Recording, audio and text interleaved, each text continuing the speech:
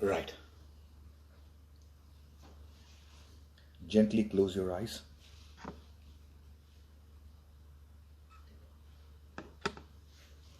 Gently close your eyes. Om. Om Sahana Vavatu Sahanau Bhunaktu Saha Viryam Karavavahai Tejasvinavadi Tamastuma Vid Vishavahai. Om Shanti Shanti Shanti.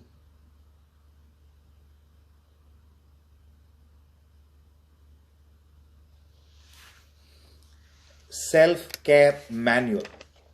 It's a series of new lectures we wanted to start with, and so it is. We will start with what is self-care manual, then the questions which propel self-care, and then we'll observe our emotions which necessitates self-care, and our areas of control, then what is the self-care process, and finally some suggestions. So self-care, why this is even needed is, see, any gadget you buy, right now I have quite a few gadgets in front of me. You'll be surprised. That's why live from the studios of mind and intellect. So live from the studios of mind and intellect, quite a few gadgets. Any gadget you buy, there is a manual which is there, and sometimes the manual is more thicker than the gadget itself, and it has in many languages, definitely Chinese, Indian languages, Korean and Japanese. Every gadget seems to have a manual. Anything. I'm sure our friend Lynn knows it because she's a very gadget person. I'm surprised. Any gadget has a manual. But we are thrust into life and there is no manual for living. I wish when you are born, along with your name, there is also a manual dedicated. There is a manual for Mr. Rajiv Agarwal, and it is given. Therefore, he can. Good to have you back, Rajivji. It is when he is born, he is given that manual along with different languages as well. Suddenly, he goes to some other country. So, imagine if such a facility was there, life would have been so easy. But that's not the case. That's not the case. I used to wonder, why was it? Every other gadget has a manual, and why is it? I used to think, divinity had such faith in us. Divinity, whoever created, in case we are created by the Almighty, the divinity had so much faith in us that we'll do a good job with our life. We'll do a very good job with our life because of the design the divinity provided us. It gave us the purushartha, the potential of choice, and the intellect, the capacity to make choices. And they said, hey, I've given you the best design, completely upgraded, and it's a great design I've provided you. And therefore, maybe divinity didn't think we needed a manual. You would be self-taught. You will learn and improve on yourself. But that's not the case. We seem to have surrendered ourselves to the cravings and demands of our mind. As a result, what's the general scenario?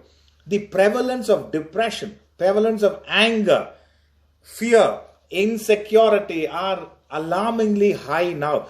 The more advanced a nation, the greater these problems. For some reason, it should not be the case, but it seems to be the case. So, it is when you observe any other creature, an animal, or They have a design. They live within that design. They perish within that design.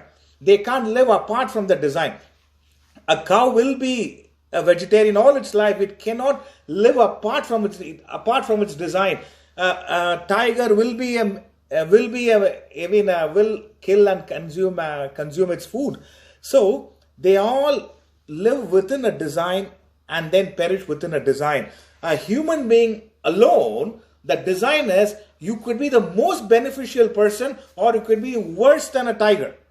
That design is individualistic. They said it is your prerogative. That is why, therefore, the need for a self-care manual. But, so we have to learn. In fact, life as such, where do we learn? They say there are two ways you learn about life, living life well. One is through knowledge. Another is through experience. So one is through knowledge. When you gain knowledge about life, then it's different.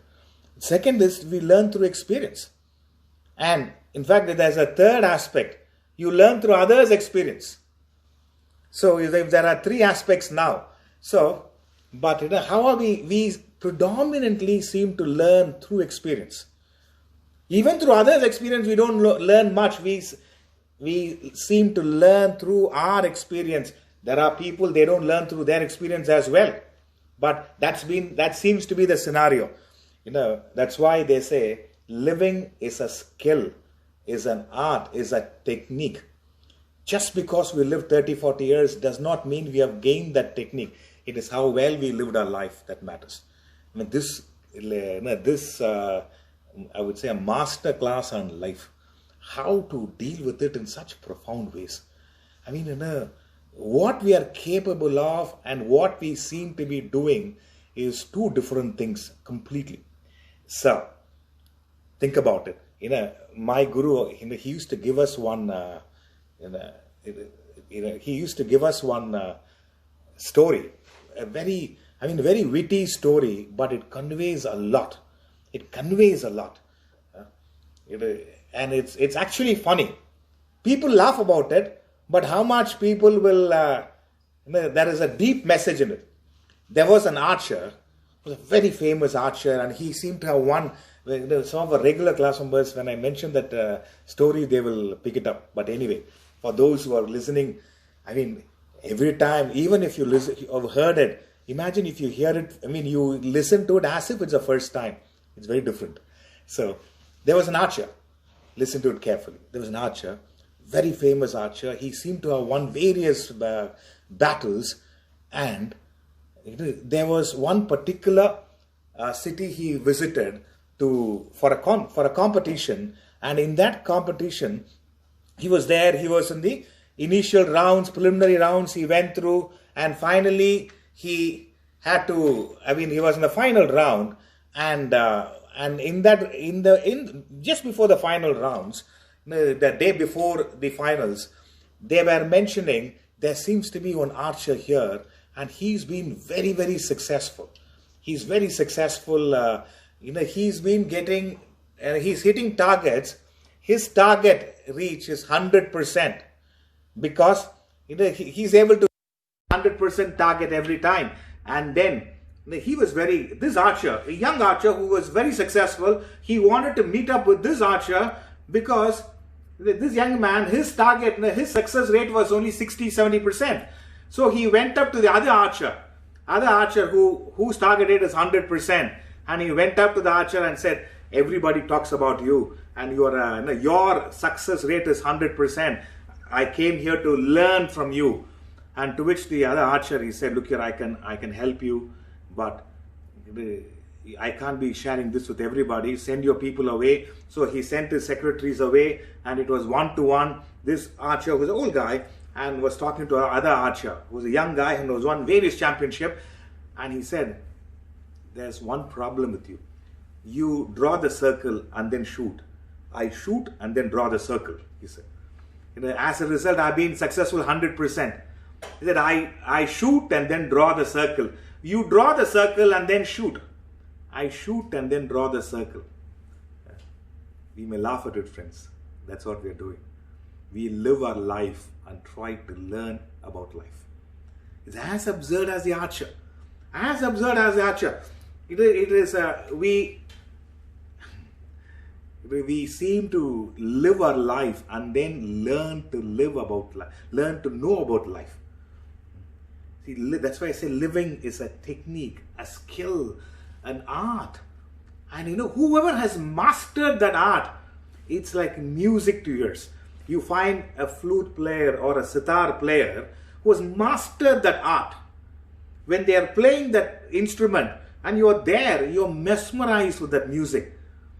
The same instrument given to you, you have never even played that once. You will have discordant notes.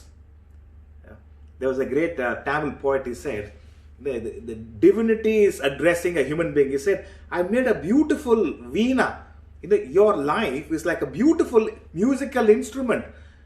You can play such fabulous notes, but you are playing discordant notes. In fact, you are thrashing that instrument. That's why I say, we don't have a self-care manual. A self-care manual, if you have it, you are playing beautiful notes. It is your presence is like music to ears for others. Your presence is absolute nectarine for others. That's why a self-care manual, each one of us should make for ourselves. I wish it was given to us, but nature has bestowed with us the potential of choice. So self-care manual is nothing but a set of guidelines created by the confluence of your mind and intellect. It is a set of guidelines created by the confluence of your mind and intellect. It helps you to experience peace, prosperity, and spiritual alignment. And this guidelines keeps varying at every stage, as a student, as an employee, as a parent. So a set of guidelines which helps you to deal with your life gloriously. That's why you see, as a result, you experience peace, which is essential, prosperity, which is also essential, and spiritual alignment. And for that, we need some guidelines. That's why a self-care manual, whatever way, we're going to discuss how it is possible, how we can bring in this self-care manual. So now, the need for it. That's why I say the questions which propels your self-care. 7 prominent questions. If you can answer these questions beautifully well, you have that manual with you, provided by the great masters, or you have worked on yourself. Number 1, what are the truths that you are hiding from yourself? And these are questions you don't need to answer me, you got to answer yourself. What are the truths that you are hiding from yourself? And they say, well, pertinent truths. Are we hiding? What are the truths you're hiding from yourself? Not from others, from yourself. The truth is, we are a combination of spirit and matter. I mean, it is, when I say that, it's a truth. Are you hiding it from yourself, that aspect of you? When it's hiding it, either you're not being exposed to it, or you just think you are your emotions. Emotions is an aspect of you. You think you are the thoughts which is troubling you. A thought is an aspect of you think you are this physical body, height, weight, and space you occupy. These are all aspects which belongs to you. I'm not saying don't take care of it. You take care of it. Now you have a latest mobile phone. You take care of it, but you are not the phone. So that's why if something happens to the phone, you can actually replace it or buy a new one. But something happens to your mind, you're almost broken. You're almost broken. Something happens to your intellect, your intelligence, you're almost finished. That's why what are the truths you're hiding from yourself? If you learn more about yourself, you'll be better off.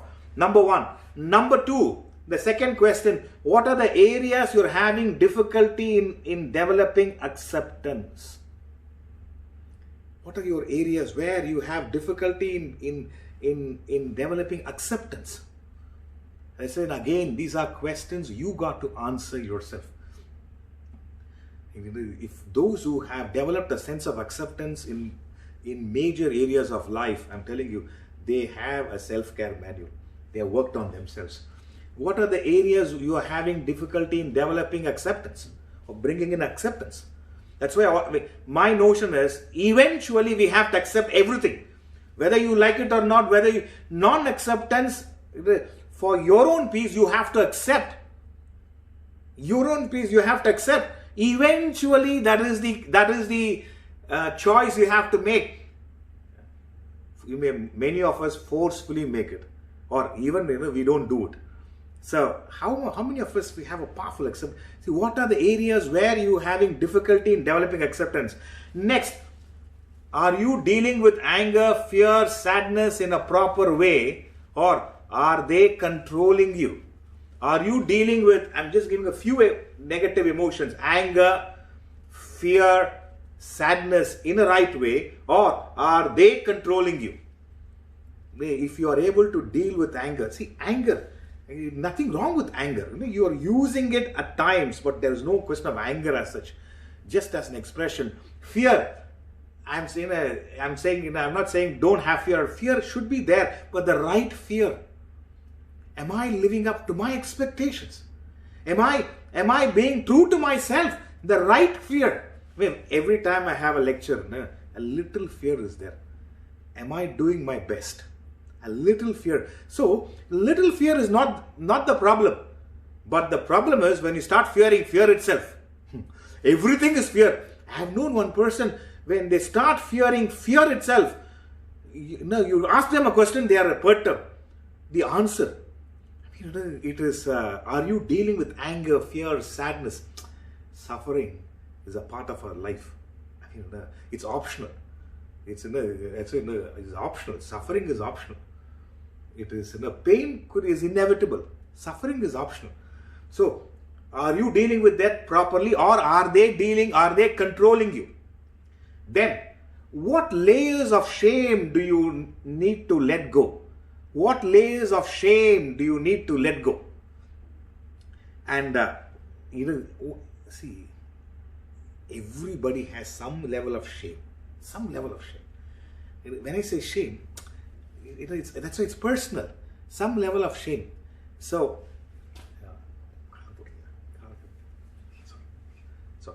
okay. What layers of shame do you need to let go? You could have done something much earlier, and that shame you have not let go. So it will affect you. And what are the next is that's the fourth question. Fifth question is, what are the survival skills that are no longer serving you? Survival skills could be intelligence you have gained in certain aspects. What are the survival skills which you have that is no longer serving you and still hanging on to it? Still hanging on to it. I'm not saying don't use it, but only based on the survival skill. Only based on the survival skill. Is it okay? Yeah. Sorry. We have some class members sitting here. That's the reason. And then, see, it's an interesting question. What are the survival skills that are no longer serving you? And you define yourself with those survival skills. That's all. Watch out. Then, what are the areas of your life which is unresolved yet? What areas of your life is unresolved yet? You could have done something 10 years ago. You have still not resolved it. All that it needs, either you have to say, I'm sorry. Or somebody, you are expecting someone else to say, you did something good. What are the areas of your life which is unresolved yet? And final question, are you able to practice self-forgiveness? Are you able to practice self-forgiveness? And if you're able to practice self-forgiveness, that's why these are the 7 questions. I'm running through it. These are broad questions. There could be 70 questions, but I'm just taking 7 prominent questions. If you have dealt with these, the answers, you are proper, matured, then there has been some self-care manual which you have brought in.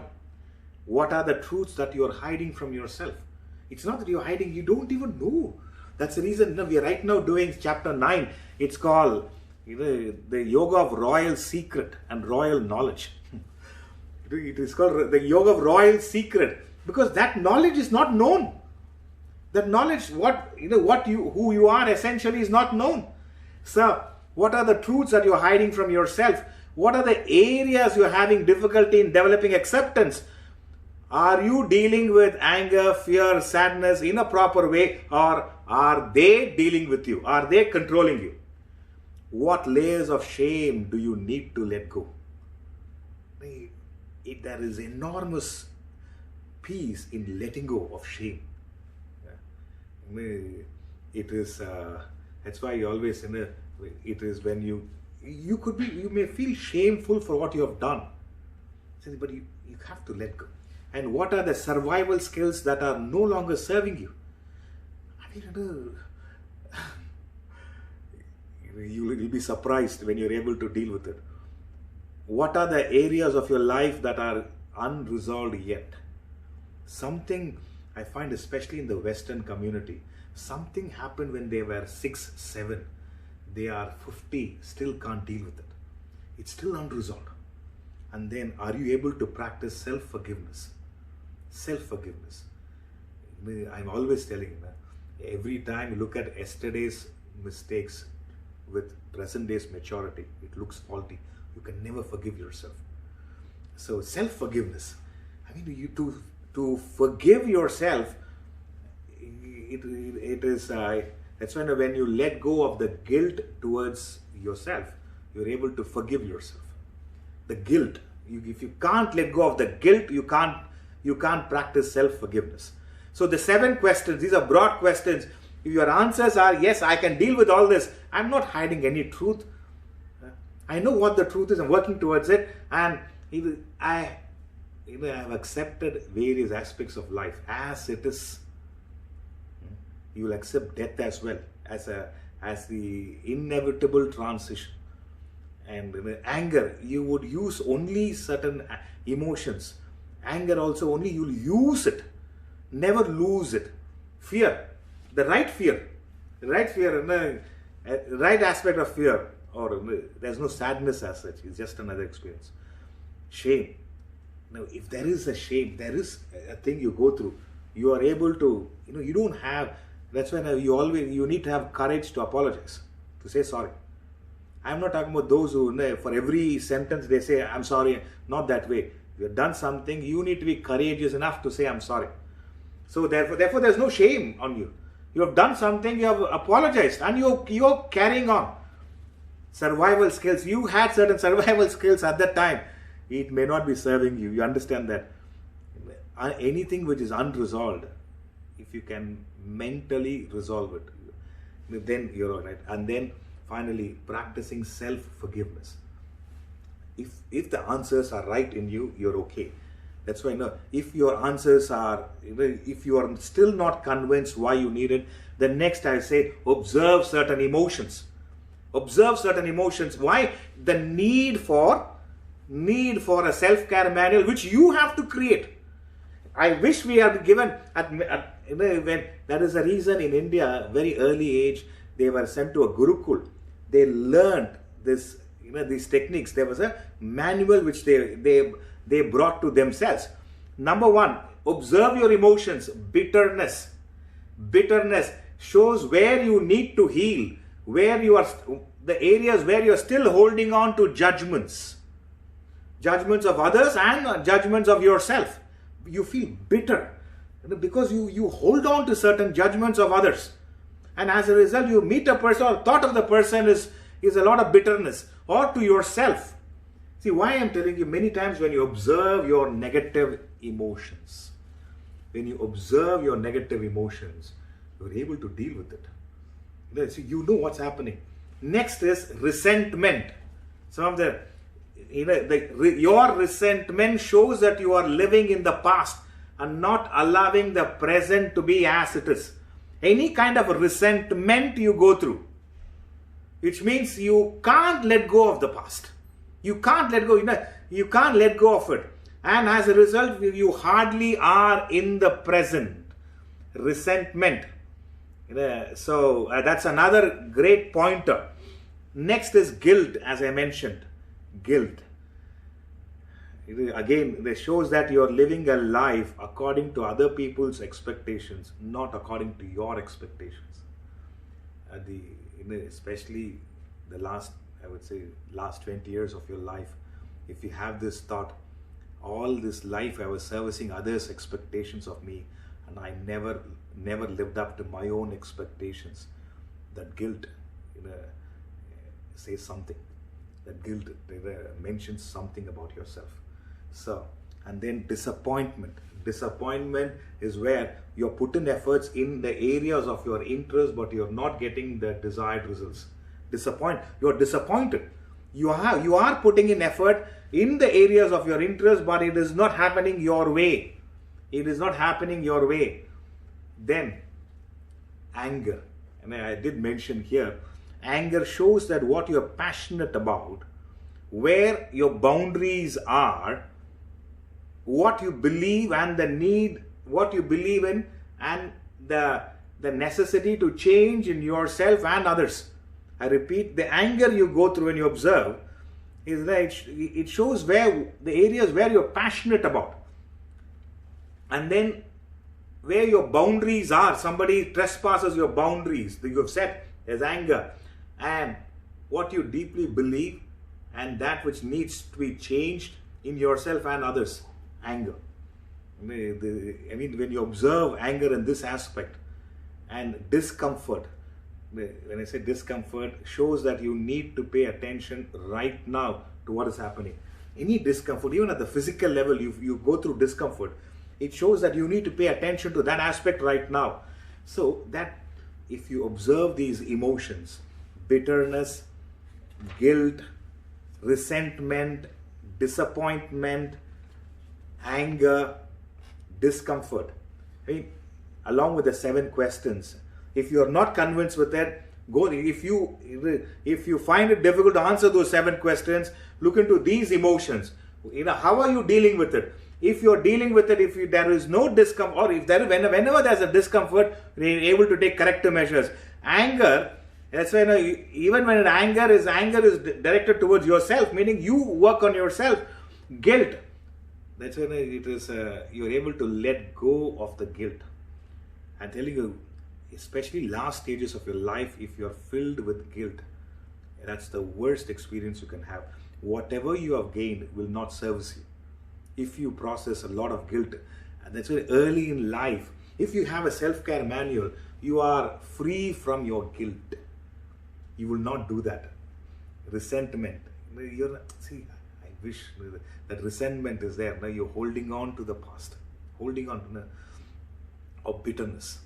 Bitterness, it shows where the bitterness you go through shows your areas where you have to heal. It's a sign where you have to heal. So think about it, friends. See, if you have all these aspects right, then what you will understand is, or if you are not dealing with it right, let's understand what are the areas of our control. As a result, we will get our life right. What are the areas of our control? That's the next aspect. Your areas of control are, number 1, your attitude. Number 1 is your attitude. The attitude you have is your realm of control. And let me define attitude, friends. The attitude is, without changing anything externally in the world, by the way you change, improve in the way you think, feel and act, everything about your life changes. That is a phenomenal control in our life. If you have, the attitude you have a control with. Let's say that without changing anything externally. In the Middle East, it's very warm. Without changing anything externally, with a slight change in the way you think and feel. I don't need to go through a steam or sauna. Just half an hour walking outside, all the toxins come out. All toxins come out. right attitude, it's in your control. I don't mean, the worst part with the Middle East I find is the heat. You are living there for 20 years. 20 years you are suffering. Does anyone have a control over the heat here? Or you are in, I don't know, Montreal, minus 15 degrees. And you are thinking, no, wish it was 40 degrees.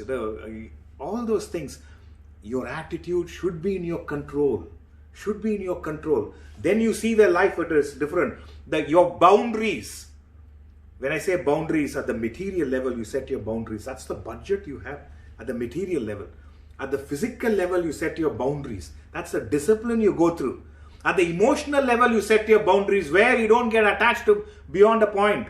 And at the intellectual level, you understand that I need to work on myself. I need to translate this information into an experience. So your boundaries, you set your boundaries, material, physical, emotional, intellectual level. You set your boundaries. Those who don't set their boundaries is what, when they can't set the boundaries, they are a beautiful victim of, I can't say no. I wanted to attend this lecture in the, Sreedharanji, I wanted to attend the lecture, but my neighbor came over and tea and snacks, and the guy was not leaving. I couldn't say no to him or her. You set your boundaries.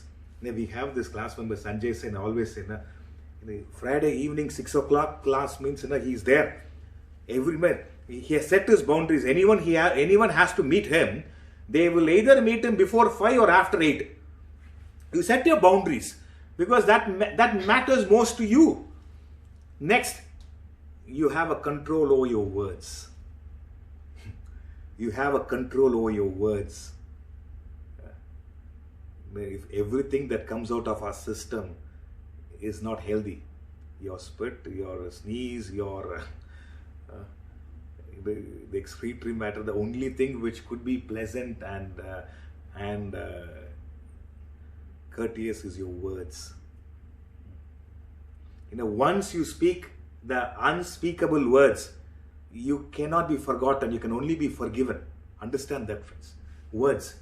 Once you say certain things, your words cannot be forgotten. You can only be forgiven. That's why I say words. Even the Bee Gees highlight in the word, or why Bee Gees? Shakespeare, Hamlet is reading a book and he's very confused. Hamlet is reading a book and Polonius asks Hamlet, "What readest thou, my master?" To which Hamlet says, "Words, words, words." He says, Hamlet said, he doesn't say, "No, I'm reading this fantastic book." No. He says, "Words, words, words." We have an author here in our place now. I wish I can say it's words, words, words. You can control. And anything you speak, imagine you speak. There are times you don't need to speak. That is your communication. Words. So that's in your control. I remember when we were in Ananda Himalayas. Somebody asked something. Imagine somebody asking a staff, "Can I have coffee?" And one is to say, "Oh yes, sure." Another is certainly. But there is a refinement in that word, certainly. Now you feel as if they are giving respect to some words. It has an impact. And that's why in classical literature, words is very difficult, very different. It means speaking right words is refinement, friends. To speak that 4-letter word in every sentence, the youngsters think it is fashionable. They think it's fashionable.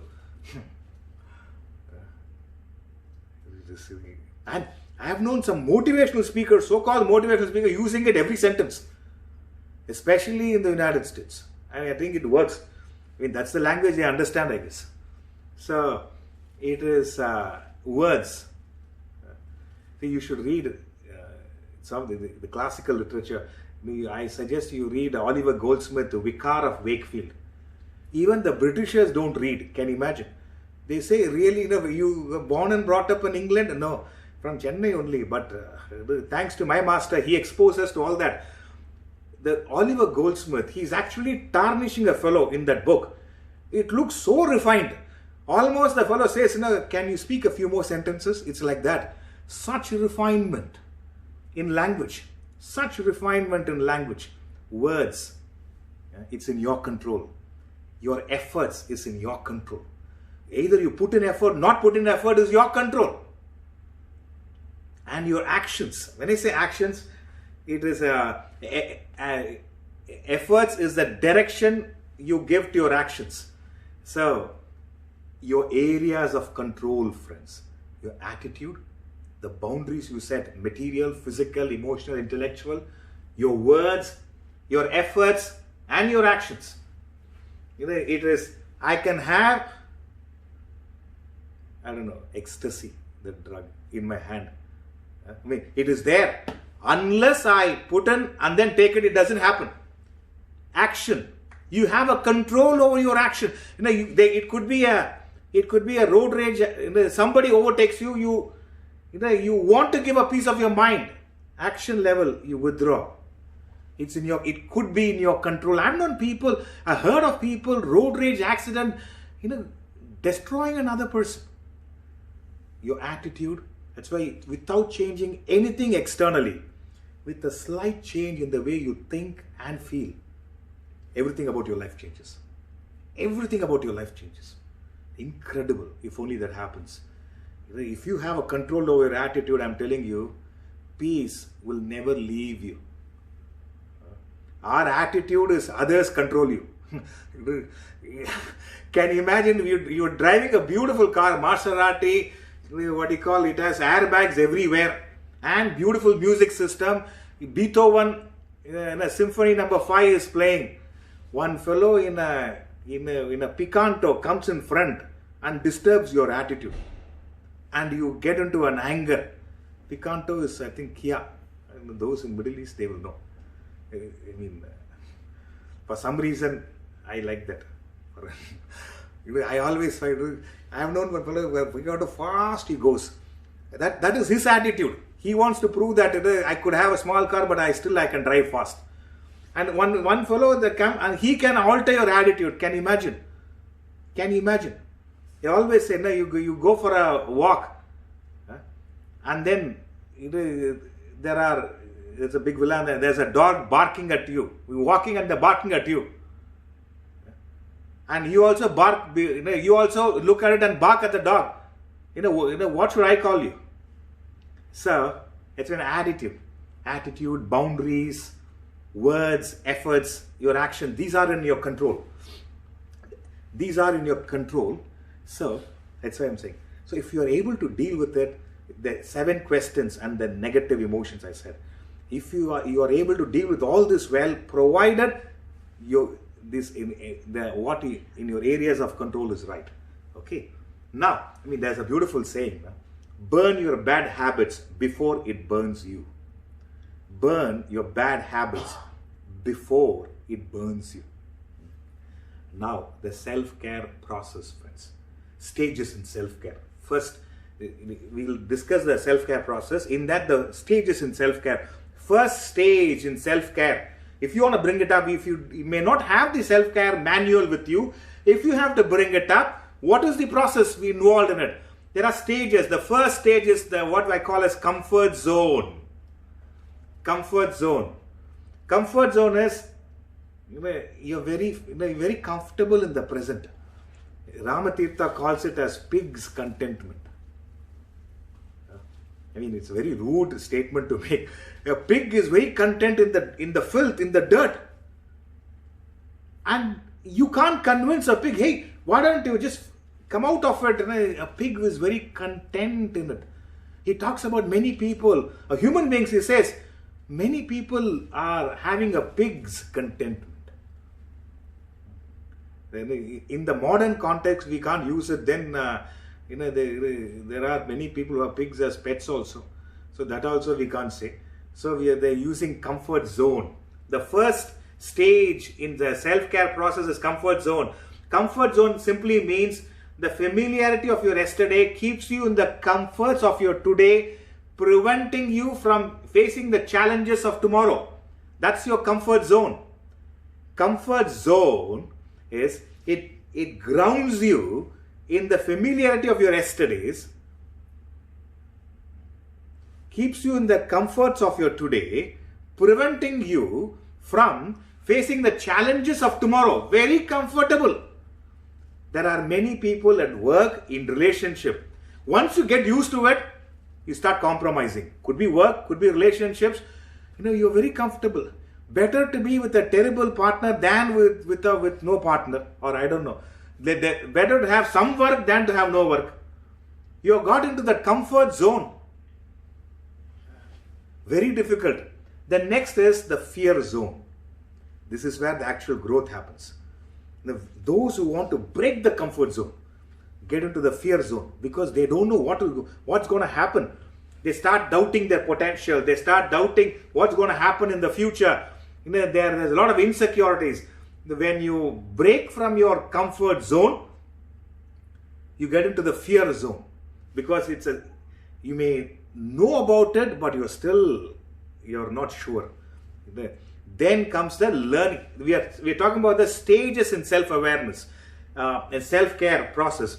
Next comes the learning zone. This is where the actual effort comes in. You're learning. The change begins to happen. So, this is where enormous amount of effort you put in. Enormous amount of effort. So, it's challenging. This is where not just your effort, you need guidance, you need support, and you need enthusiasm. So, the learning zone, where this is where you make a mistake. You say it's a learning curve. It's a learning curve. And whoever who are in this stage, only they go to the next stage, which is a growth zone. Absolute growth happens. When I say growth zone, you are able to control your mind, your objective, and as a result, the choices are very prominent. Choices are objective. So, the stages in self-care process first is comfort zone. Watch out. There could be a lot of difficulty, but you got used to it. There could be a pain in the leg, and you got used to the pain. Now it doesn't bother you. You got comfortable. That's when you initially you were resenting your work. Now you got into a comfort zone. It's okay. Relationships. 9 out of 10, you talk to them about relationship, they vehemently say relationship means compromise. Vehemently. You tell, look, your relationship is not compromise. It's not compromise. Maybe you are happy with a good partner. Come and live with me in my place, you will know. It is. So, relationship means compromise. Now I have a good relationship, please. Instantly, immediately, oh, thank you, you're also like that. It is, that's not the case. 9 out of 10, okay, 10 out of 10 say relationship means compromise. Work means compromise. Parenting means compromise. Ask our Arjun Reddy. So beautifully he parents his 4 kids. It's not a compromise, it's a maja for him. It's a maja. The way Arjun is, okay, Subbarao. You have to learn how to parent from our Arjun Reddy. 4 kids. I'm missing all these fellows here. Every time I come in, I mean, it's a different personal interaction. Rajiv ji, it's a different interaction when you personally meet up. But anyway, technology is at least helping us to meet virtually. That's it. It's so wonderful to see you guys. Seriously, I mean it. The learning zone, the growth zone comes in. Growth zone comes in where, imagine you enjoy your work. You relish the material well-being. You cherish your relationship. That's growth zone. That is where, in growth zone, there is no failures. There is no failures in growth zone. There is only improvements. There is only improvements in growth zone. If you got into that state, that's why self-care manual. We have to create it now. Let me tell you, 9 out of 10, we have to create it. The earlier you create this, earlier you write, these codes. I mean, they say in the present scenario, coding is going to be a big opportunity. So now this is the life codes you got to write for yourself. Coding, comfort zone. Be aware or beware, I would say, of your comfort zone. The familiarity of your yesterday keeps you in the comforts of your today, preventing you from facing the challenges of tomorrow. Comfort zone. Any comfort zone. Watch out. Then comes the fear zone. You are actually getting into it. There's a lot of fear, but it's okay. It's okay. Then comes learning zone. Then you have to learn. Then comes the growth zone. Once you're in the growth zone, there is no looking back. You keep progressing. So that's why it says in the first stage, see, to move from comfort zone to growth zone, what bridges the gap is what I call as the beautiful quality called responsibility. You become responsible for the thoughts, emotions, and actions. When you become responsible for your thoughts, emotions, and actions, that is when you move from comfort zone into the fear zone. When I say fear zone, see, when you say, look here, I've been bestowed with these emotions and thoughts, and I don't want to go through this kind of a turmoil, the agitations again. I want to take hold, I want to take rest, I want to become more responsible to my own emotions and thoughts. This is when you get into that stage, what I call as a responsible desire or an ideal. It pushes you to that stage, responsible desire. It's a new word we coined for an ideal or a goal. It is a responsible desire.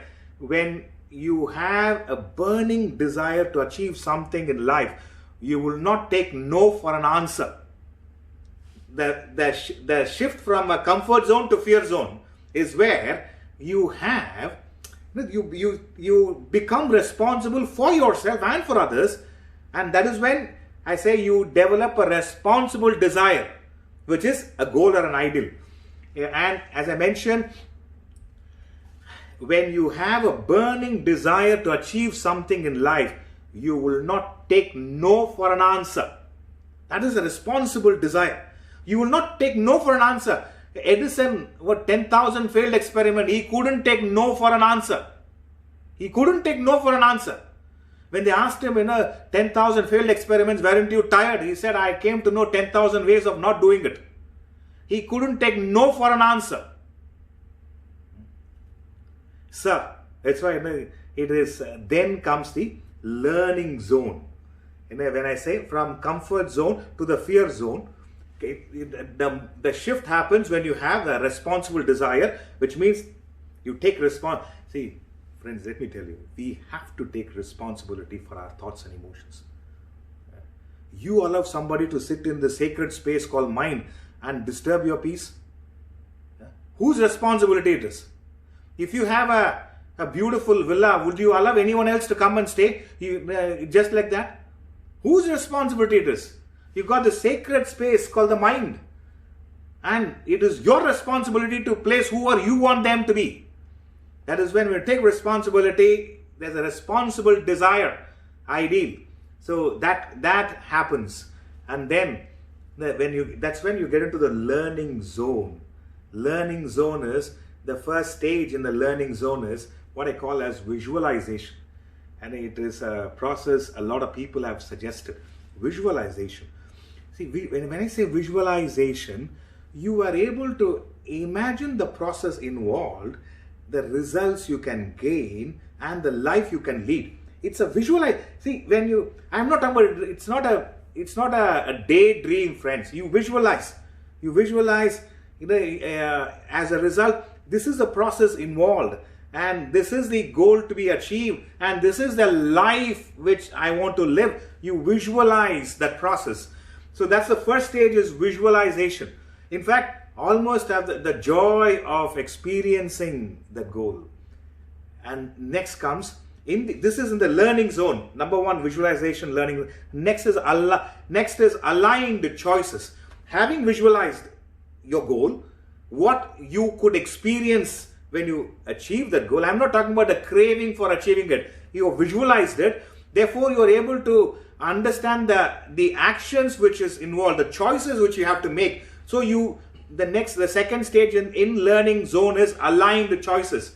You align your choices with the goal you have set. You align your choices with your conviction and conscience. So the next one is planning, executing the plan and perseverance. You plan and persevere. I read this beautiful statement, perfectly fits in. A dream well thought over and written down with a date becomes a goal. I repeat, a dream well thought over and written down with a proper date becomes a goal. A goal broken down into right processes becomes a plan. A plan backed by consistent action becomes reality. So, this is perfect cause and effect. You see, a dream well thought over and written down becomes a goal. A goal broken down into right processes becomes a plan. A plan backed by consistent action becomes reality. Therefore, who creates reality? I want to ask you, who creates reality? Destiny? I wish it was. I always say we're all co-creators of destiny. Co-creators of destiny. You do this. You make that reality. So, it's a beautiful statement. Then comes, learning zone. First is a comfort zone. To move from comfort zone to fear zone, you take responsibility for your life, for your thoughts and emotions. Then comes that is where in the fear zone as such is the responsible desire, ideal. And then you push to, when you are pursuing it, you get to the learning zone where the actual effort happens. Visualization, aligned choices, and the plan and perseverance. A dream well thought over and written down becomes a goal. A goal broken down into the right processes becomes a plan. A plan pursued diligently becomes your reality. So that is the learning zone. Then comes a growth zone. And you've gone through the grind. This is where you become objective. It is you have the learning leads to maturity and objectivity. Objectivity meaning your intellect supervises your mind. This is where you are in your areas of control. This is where you are when you are in the growth zone, you are able to control the attitude. You're able to control your attitude. You do not allow an external factor to dictate your attitude. The areas of control are in your control, which is number one, attitude. Second, you set your boundaries. Your words, beautifully highlighted by Christ. He was crucified. What were his words? He was not swearing at those who had crucified him. He said, Father, forgive them. They know not what they do. Words. Can you imagine what words does at that time? Father, forgive whom? Those who nailed him to the cross. Father, forgive them. They know not what they do. Your attitude. That's why it's essential. So, it is the attitude of Nelson Mandela when he walked out of the prison after 27 years. He said, as I walk out of the prison and walk into freedom, if I don't let go of the anger and hatred towards those who imprison me, I will still consider myself to be in prison. Words he told himself. He's not telling others. He says, as I walk out of the prison and walk into freedom, if I don't walk out of the anger and hatred towards those who imprison me, I will still consider myself to be in prison, said the great Nelson Mandela. Words, what you speak. I always say in my lectures, I am the one who is maximum benefited. Maximum. Whatever I talk, I hear it first. You may be having three windows there. One window I am talking. Another window, one news channel is going. Another window, chat module is there. I don't know what all happens. I firmly believe you are only listening to me. Imagine I have a suspicion. I'll be so annoyed. firmly believe everybody is only listening to me. So, that growth zone, your attitude, your boundaries, your words, your efforts. You keep putting in effort. You never spare your effort. You could be, my guru is 93. He still puts in effort. He still puts in effort. Your actions. Whatever action, there is a grace in your action. So this is where the growth zone happens. And number one is objectivity, where you have the control factor. Second aspect in the growth zone is faith. Faith, as I mentioned, faith is an ability to believe what has not yet happened. See, when the growth zone comes, you understand your focus, your interest and your energy will be on your efforts, your actions, your attitude. And the faith is, I will make myself more deserving enough. If I'm deserving enough, I'll get it. I am not going to crave for it. I'm not going to desire for it. I want to become deserving enough for it. So that's the faith. I'll make myself deserving enough. So can imagine if this is a self-care manual, if you can set for yourself, what a life it will be. What a life. What a life it is. You understand your areas of control.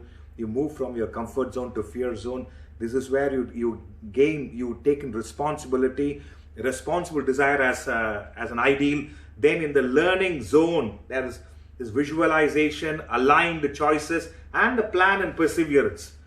So then you push yourself to growth zone, where there is objectivity and faith. These are broad principles, friends, and if you're able to deal with it, it's a phenomenal life. Phenomenal life. You will not be like the archer. You shoot and then draw. You'll be the archer, you'll get 90% right. 90% right. So, some suggestions, friends. Some suggestions for you and for us, for all of us. Understand, temporary people give permanent lessons. Temporary people give permanent lessons. Everybody goes through it. Temporary people give permanent lessons. Ingrain this in your mind. Next, no amount of guilt can change your past. Please understand, no amount of guilt can change your past, and no amount of anxiety can alter your future. I hope you get it.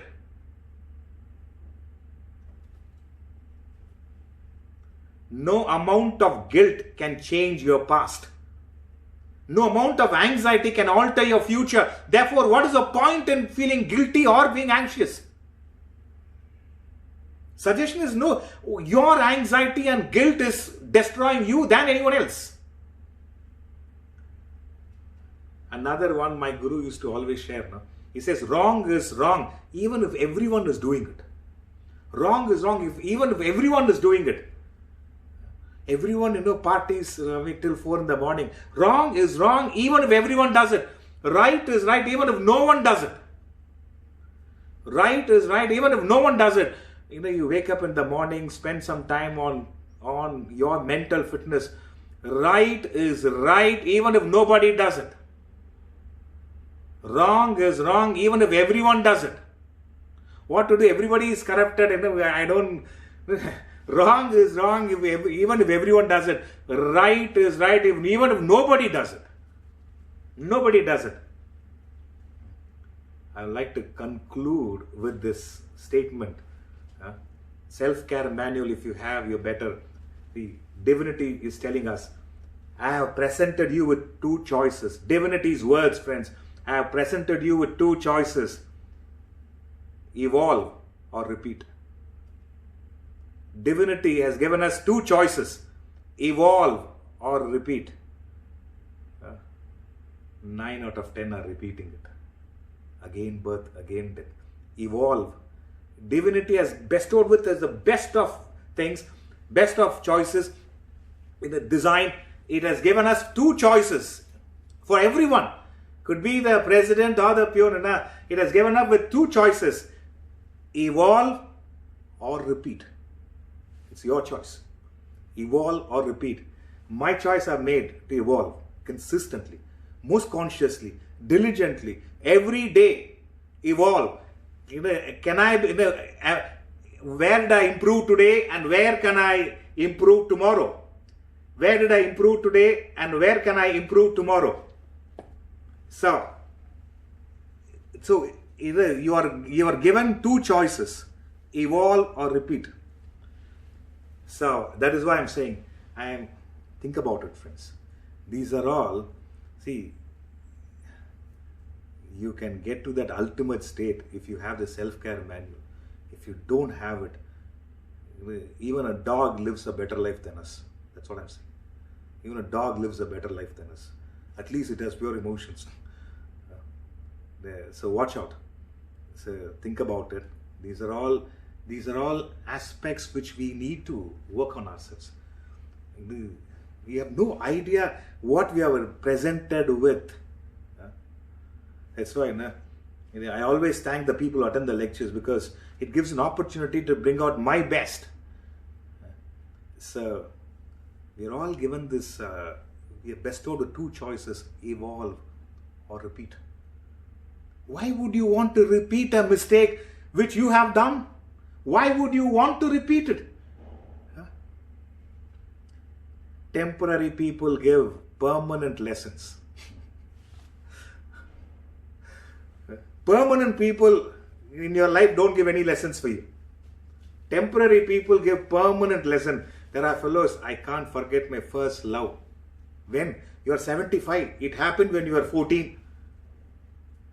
Temporary people give permanent lessons. All men are smiling. Except Tukaram. It is... So, think about it. Think about it. Let's not be in our comfort zone, friends. Let's move out of our comfort zone. Let's become more responsible. Let us become more responsible for, if you are bestowed with this design of life, shouldn't we be more responsible to ourselves? Let us become more responsible for our emotions and thoughts and our life and make changes. It will be fearful in the beginning, but it is worth it. In the words of Matthew Arnold, he says, for fearless virtue bringeth boundless gain. For fearless virtue bringeth boundless gain. So, a lot to be done. That's why, as I